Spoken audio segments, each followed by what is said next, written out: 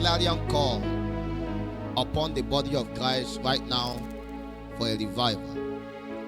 That is a clarion call for an awakening. A church that is dead is a church that does not understand the need for the fire of God. Jesus said,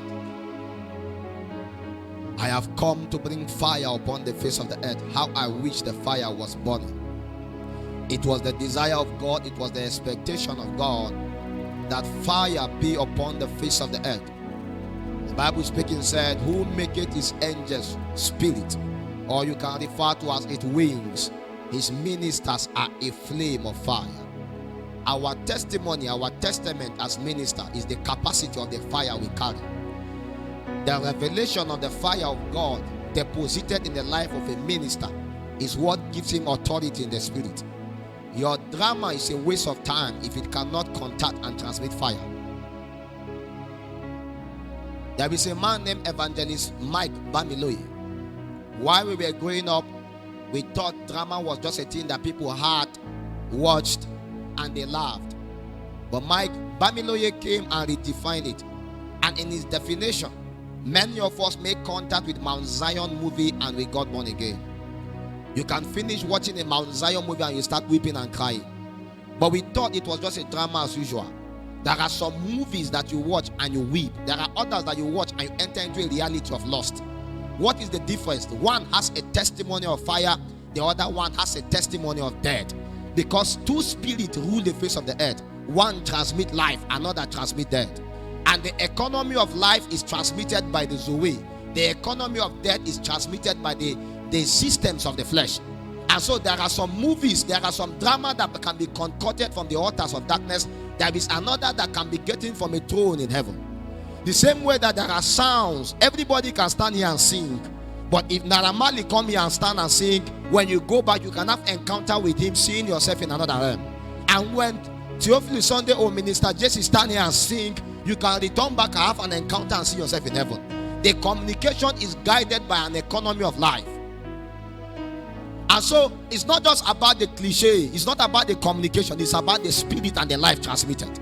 So when we speak about the sound of revival, it's because there is an utterance proceeding from heaven unto the earth, and men must be willing to perceive it and hearken unto it. So before Jesus Christ was born, a sound proceeded, and when he came upon the face of the earth, star appeared, and that star began to pull men and gravitate them towards his direction. So before anything is born upon the face of the earth, there is a sound, and those that perceive the sound, they align themselves with the move. We can be speaking about revival, but until few men are willing to carry upon themselves the burden of this thing, it will just be a cliche. Far beyond just a drama, far beyond just a preaching, far beyond just a program. Can we find men and women that can be burdened enough and say, Father, revive us, or revive us?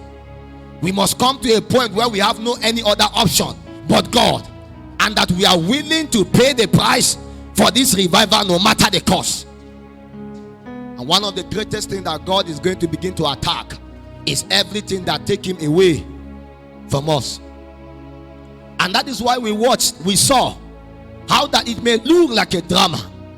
While you were doing the drama, I was talking to Minister Jessica. She was saying she has watched this before. I said, well, she prophesied it. I thought she was a prophet. How that the time is going to come in a family that there is a prophecy upon their lives, but suddenly everybody became busy. Is there anything wrong with watching news? No. But when watching news take your time for God, you need a revival. Is there anything worth watching football? No. But when watching football is contending with your personal devotion with God, you need a revival. Because love not the world, neither the things in the world. If anyone love the world, the love of the Father is not in him. So the challenge is that the devil will bring you to a point where he will take away the love that you have for God. So when it's time for prayers, everyone gravitate towards football. The other one gravitate towards news. The other one, it was TikTok she was doing. TikTok was her passion. Only the mother was praying. Only the mother. I realized, why is it that most times when you go to churches you see more women than men? Go to prayer house, more women than men. Do you know their problem? Their problem is their husband and their children. So the husband and the children are the one that are giving them problem. That as a woman, what should I pray for you about? My children, my husband, my children, my husband, my children, my husband. Why? Because all the children and the husband they are distracted by the devil. So it's possible to see a woman that is revived in the God and all the family is a waste of time. It doesn't matter whether she married wrong or married right. The thing is that you can begin well with God and ended badly. Because many of these people begin very well, but in the midst of everything, when they feel that they are okay, the devil now attack. Let me tell you, the Bible says pray so that you don't enter into temptation. Because temptation will come. But what will preserve you in the days of temptation is how much capacity you have built in the place of prayer. So everybody was distracted, only the mother was praying.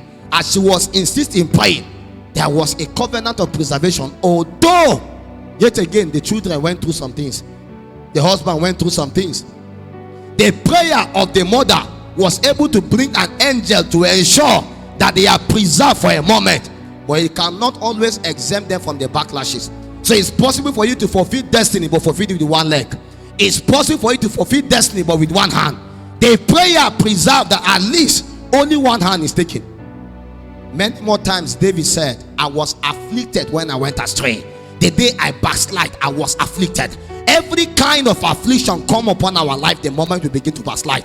I realize that anytime I begin to deviate from the patterns of God, all kinds of attack at night. Normally, as a believer advancing in God, it's normal for you to have attacks. Why? Because we advance by spiritual warfare. That is what is referred to as the warfare of advantage.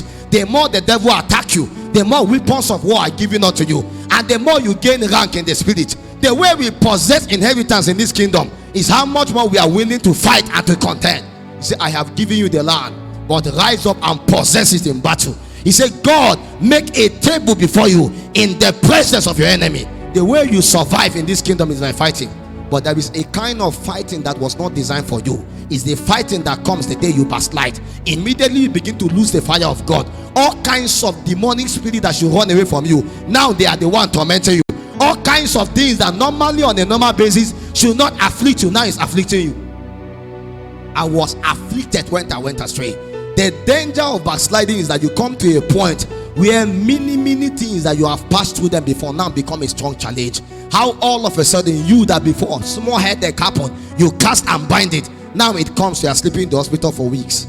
There was a time when you never got sick for a full month. Now because you begin to backslide, your prayer life has gone down, your study life has gone down, and every day you wake up one sickness or the other sickness. You have been trying to treat it, it's not going. There was a time if anything come, little treatment it goes. Now it's as if the whole system is corrupted, and no matter what you do, it cannot go.